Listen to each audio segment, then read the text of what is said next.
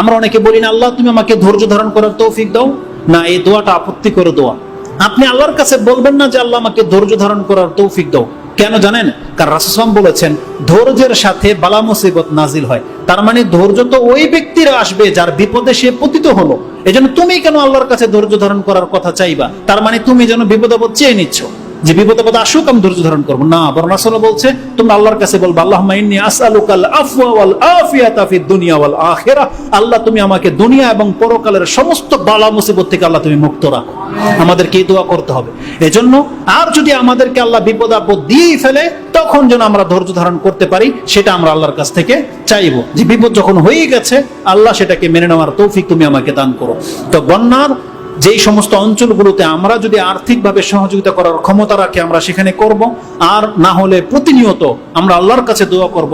প্রথমে বলবো আল্লাহ তুমি নারায়ণগঞ্জের মানুষকে, বাসিন্দাকে আল্লাহ তুমি বন্যার কবলিত থেকে মুক্ত করে দাও, বিপদ আপদ থেকে, জালজালা থেকে, ভূমিকম্প থেকে আল্লাহ তুমি আমাদের নারায়ণগঞ্জকে হেফাজত করো।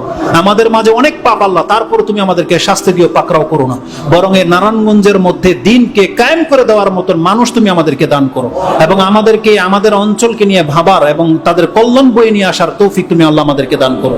এবং যেই সমস্ত অঞ্চলের মধ্যে বিপদ আপদ আল্লাহ হয়েছে আল্লাহ তাদেরকে তুমি এই বিপদ থেকে খুব দ্রুত মুক্ত করে দাও, এবং তোমার ওয়াদা অনুযায়ী আল্লাহ যেই বিপদ আপদ আমাদের জীবনের পাপকে মাফ করে দেয় এবং মর্যাদা বৃদ্ধি করে দেয়, আল্লাহ সিলেটবাসী এবং আমাদের পক্ষ থেকে আল্লাহ তুমি সমস্ত পাপকে মাফ করে দেবো এবং আমাদেরকে মর্যাদাবান করো।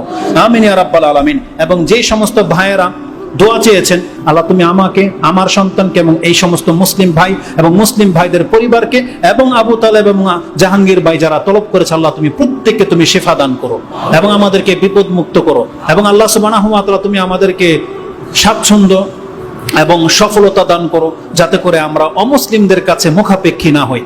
দিন পালন করার ক্ষেত্রে আল্লাহ যে শক্তির প্রয়োজন আল্লাহ তুমি আমাদেরকে সেই শক্তি দান করো। যত রকমের বাতিল আল্লাহ মাথা চারা দিয়ে ওঠে তাদেরকে রুখে দেওয়ার মতো মুসলিমদেরকে ঐক্য করে দাও এবং আমাদেরকে কোরআন এবং সুন্নাহ বোঝার তৌফিক দান করো। যেই সমস্ত মানুষগুলো আল্লাহ ধর্মের নামে বিভ্রান্ত হয় আল্লাহ তুমি আমাদেরকে তাদের অন্তর্ভুক্ত করো না। আল্লাহ ওই মহিলাটাকে তুমি হেদায়েত দান করো এবং তাকে বিভ্রান্তি থেকে তাকে বের করে আনার তৌফিক দান করো। আমিন ইয়া রাব্বাল আলামিন। সুবহান রাব্বিকা রাব্বিল ইজ্জাতি আম্মা ইয়াসিফুন ওয়া সালামুন আলাল মুরসালিন ওয়ালহামদুলিল্লাহি রাব্বিল আলামিন। আসসালামু আলাইকুম ওয়া রাহমাতুল্লাহি।